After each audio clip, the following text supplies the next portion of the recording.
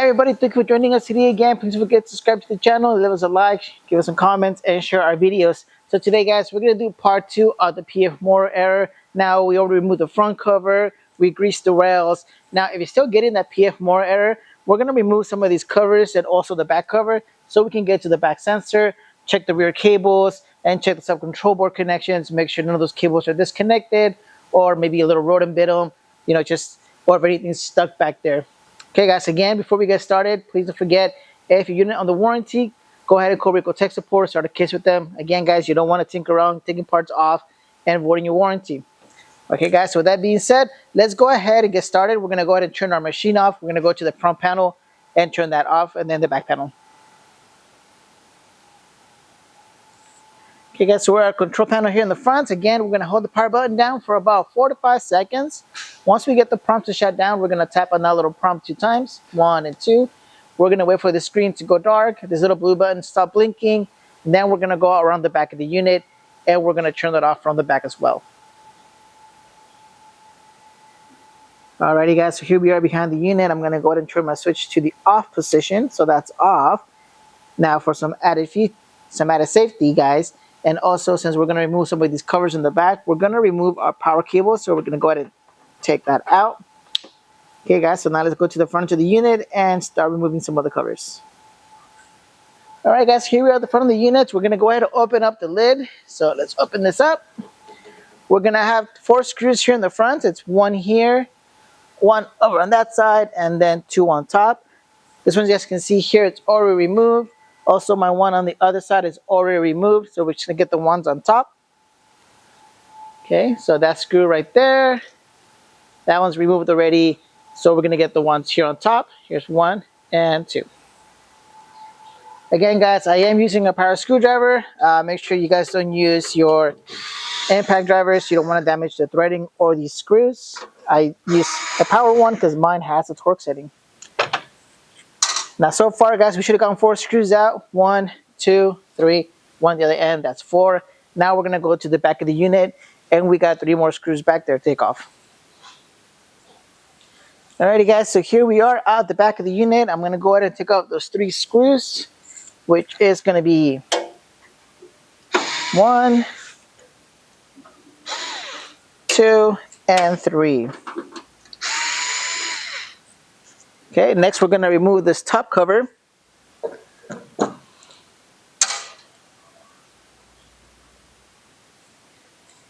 Alrighty guys, now to remove the top cover, it is a little heavy, it is a little awkward to carry, so I would suggest having 2 people do this.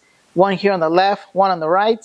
I got practice doing this, so I'm going to go ahead and take mine off. Again guys, it is kind of heavy and it's really awkward to carry, so I would suggest getting help. Alright, this thing weighs a good 25 pounds. Doesn't seem like much, but it's a little awkward to carry, so it seems like a lot more. Alright guys, so now that we got our top cover off, we're going to go ahead and remove our left panel, which is right here. We're going to start by removing the 2 screws right up here. There's 1 more right here, 2 more over here, and 2 towards the back. So to get those started, we're going to start with the front one. So that's 1. Actually, this ones will keep on, guys. I think I take those off. So we'll keep those on. And then we'll go to 3, 4, and 2 towards the back.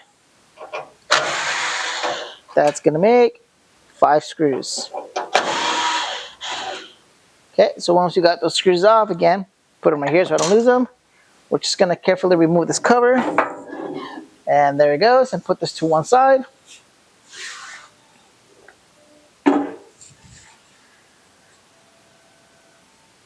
Okay, now we got the cover to one side. We're going to take off these 2 screws on the inside. You guys might remember these screws from our first video. So we're also going to take those off, because we do need to remove some more panels towards the inside. Go ahead and take those out of there. Next, we're going to go towards the back of the unit and take some of those covers off. Alright, so here we are at the back of the unit. We're going to go and take this big cover off here. We're going to have 6 screws, which is 1, 2, 3, 4. There's 2 more here towards the outside here. So that's going to be 6. So let's go ahead and take these off. 1, 2, 3, 4, 5, and 6.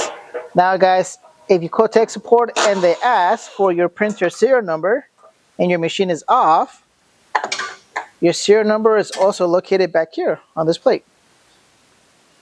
Okay, so let's go ahead and take this off here, and we can see that we have some more covers back here. We have to remove these 2 covers here. We're going to only remove the one here towards the right side. If you're behind the printer facing towards the front, let me lower this camera down for you guys just a little bit so you guys can see what screws we're taking off from in there. Alright guys, so we have 1 screw right here. There's 1 more towards the inside. Let me show you where that's at. So we have 1 screw right here. And we have 1 more way back in there, okay? So we're going to go ahead and take those 2 screws off so we can get this panel off here.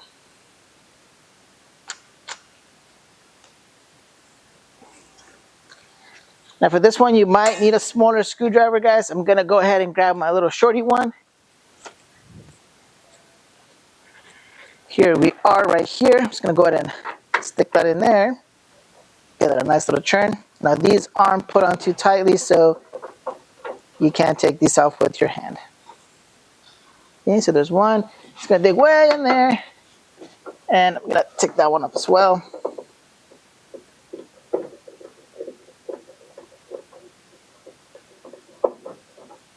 Okay, so that one's off. I'm going to move this panel towards the right here. Oh, never mind, there's 1 more screw. Way down there. And there's a hole right here to get it. Oop. And there we are. Alright, now we should be able to get this thing out. Okay, so let's go ahead and check this over. Yep, that's what it took. And let's go ahead and get this cover off the way.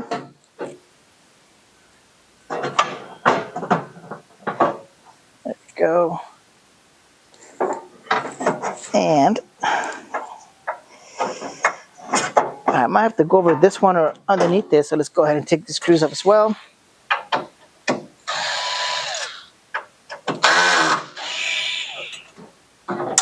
So let's get that out of there. There we go. That's what it took. Okay guys, so here we have this cover off. Let me show you guys where that sensor is. Alright, so here is our rear sensor right there. Just like the front one. Okay, and then we got our cables here. These are the ones you guys want to check. Make sure nothing got bitten by a little rodent or anything got disconnected. You guys can also check this little rail here. Make sure there's no buildup of dust in there. Now these cables go to our sub-control board, which is located right up here. Now your sub-control board is going to have a metal plate. It's going to have 1, 2, 3, 4, 5 screws to take that off. And if you follow these cables, they are going to be right up here. Okay. So let's see which ones those are. I'm going to go ahead and just pull on one really quick. Okay, so this is going to be our rear sensor one right here. And that's going to be, let me see if I can focus that for you guys. That's going to be SCB-YPL-NL. Okay, so that's the back one. So if that's the back one, then this one over here should be the front one. But let's double check here. Let me pull on this cable here.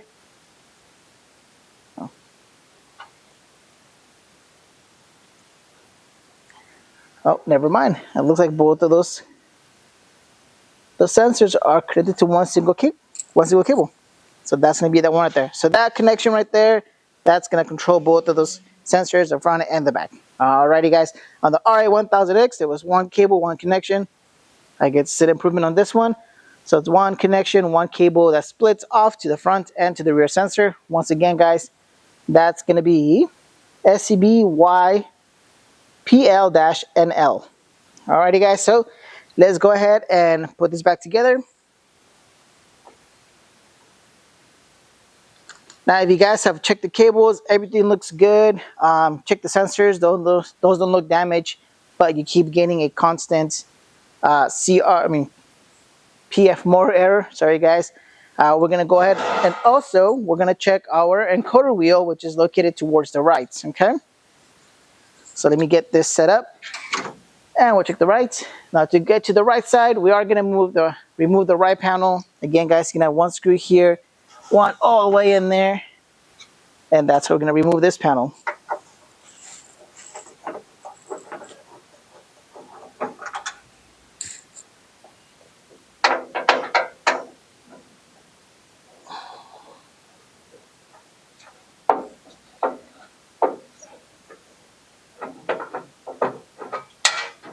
Now, a little quick note, guys. If you guys remove the front panel like we showed in video 1, it might be a little easier to get these two covers off here on the back. And we also got a screw on this side, so let's take that screw off. So for this cover, it's 1, 2, 3 screws. We lift this guy up here and gonna slide this out of there. So it might be a little easier, guys, to first take off the front panel, so you don't have to mess with this too much.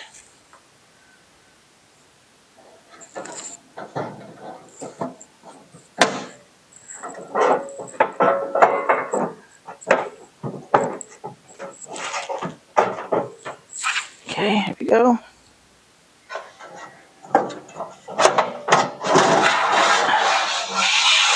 Alright, there we go. So there's that panel. Okay, so now let's go ahead and look at our encoder wheel. Alrighty, guys, so you guys can see our encoder wheel right here. Now you guys can see this disc around there is a little darker around here at the ends. So you want to make sure there's no dust build up on there. You also make sure that it's not scratched. If you look more towards the back here, this is going to be our sensor. Also, you want to make sure there's no lint build up on that. Make sure it's clean. You can also grab the belt. I'm going to show you here from the inside of the machine. You can pull that towards me and then push it away from me. So I'm going to pull that and push. You guys can see that encoder wheel is moving. You guys can do that just to make sure that we look at that full encoder. Okay, guys, so once all that's checked, then if you're still having an issue with it, if you just can't figure it out, again, guys, please don't forget to call RICOH tech support, and they can start a case, and we can help you troubleshoot some more. Okay, guys, so let's go ahead and put this back together. Alrighty, guys, some of the things we want to look at before we put this back together. Alright, guys, some of the things we want to look at before we put this back together, it's going to be, again, those cables. We got to make sure they're not bit or got damaged. Alrighty, guys, some of the things we want to look at before we put this back together, it's going to be those cables. Want to make sure that they didn't get damaged or get bit by some rodents. Make sure that sensor is still in place. We're also going to check our sub-control board. Yours is going to have a little cover here on top with 6 little screws. Now, the cable or the connection that controls both of those cables right there, it's going to be this one right here, okay? So that one, if I look at the little label on here, it might be a little hard to see, guys. We can focus for you. Okay, here we go. That's going to be SCBYPL-NL. Okay, that's one connection right here on the sub-control board. That's going to control both of those sensors, the front and the background, okay? Alrighty, guys, so we're going to put the covers back on. I did remove my front panel, and that was on the first video. Sorry, guys, so let's go ahead and put this one back in. I'm going to go ahead and lift this up right here.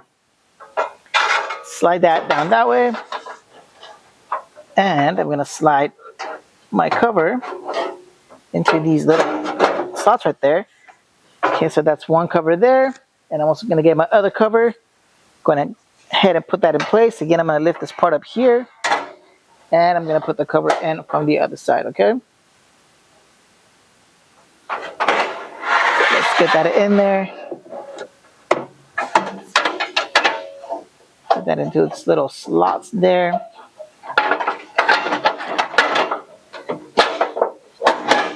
There we go. And we're going to go ahead and put the screws back in. Now, the screws that go inside are these little small black ones.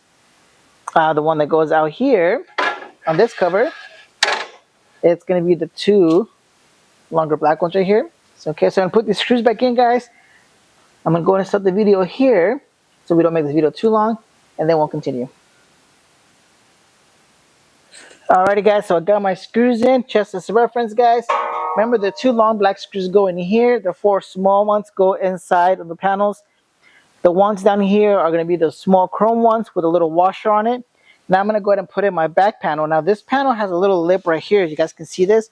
That's going to slide in behind this panel on this side. So you're going to put that in at an angle so it goes behind that panel, and then we're just going to close this up like a little door, and that just kind of holds in place there. Now for this, we are going to use 6 screws. They're going to be these little chrome ones. It's 1, 2, 3, 4, 5, and 6. Again, guys, you want to put these in nice and loose at first, and once you got them all in, then we can go ahead and tighten those. All right, guys, so let me go ahead and put those in. Okay, guys, so we got those screws in the back in. Now we're going to put on our side panel here, which is right here. If you guys notice, this part here has a little lip or a little indent. So we're going to make sure this part of the panel goes behind this panel right here. We're going to go ahead and carefully set that in place. And then we're going to go ahead and put the screws in there. Okay, so once you got that sort of in place, guys, you want to put 1 screw in there. Just kind of hold that. There we go. All right, so I'm going to put my knee right on here. To hold that in place, I'm going to get my screwdriver, and I'm going to get 1 screw. I'm going to put it here towards the front, just to kind of keep this thing in place. Put the screw nice and loose. Now I'm going to go ahead and I'm going to put the 2 screws that go back here as well, nice and loose, and then work my way to the front. Let's make this a little loose. There we go, so I can adjust this end. Okay, so put this screw here, and then the bottom one. Okay, these ones right here, I can go ahead and tighten these ones. And then we're going to go towards the front of the unit, and we're going to put the front screws on there. Okay, so here is the front of the unit. We're going to put a screw right up here. Now you want to make sure this screw is centered to this oval opening. So make that centered. Now this one we might need to adjust a little bit once we get the cover on to make sure our cover insert lands right here, okay, in the little hole. So just keep that in mind, guys. We might need to adjust that one. I'm going to go ahead and put my other screw back here. And next I'm going to go ahead and put in my top cover. Alrighty guys, so I'm going to get my cover. I'm going to put this back on. Again guys, I recommend having 2 people doing this. This guy, it's a little heavy, so you want to make sure you don't drop this or get yourself hurt.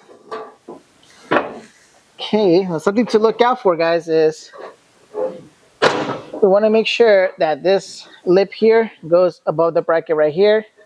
You're also going to see some inserts on both sides, and I'll show you where those are at in 1 second. Oh, there we go, and I fell in there. Now there are going to be some small inserts on the left and on the right side. Let me show you guys where those are at. These right here, you want to make sure this insert falls back here, okay? You don't want this little insert, sorry. You don't want that little insert out here, okay? Let me lift it up a little bit so you guys can see that little tab in there. You guys can see that tab. You want to make sure that sits inside the unit, not like this, okay? This tab needs to go in the back. Okay, so let me go ahead and reposition my camera here.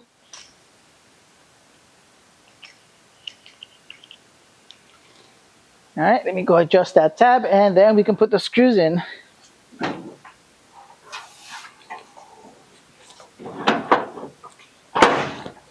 There we go. Okay, let's get some screws in here. And I gotta remove this later on, guys, so I'm not gonna get all the screws in there. I'm just gonna go ahead and put my 2 top screws here. 1 and 2. Again, guys, you wanna put these nice and loose. Once you got them all in there, then you wanna go ahead and tighten them. Okay, so you have 1, 2, 3. 1 over here, that's 4. And then 3 towards the back. Let me show you what that's at.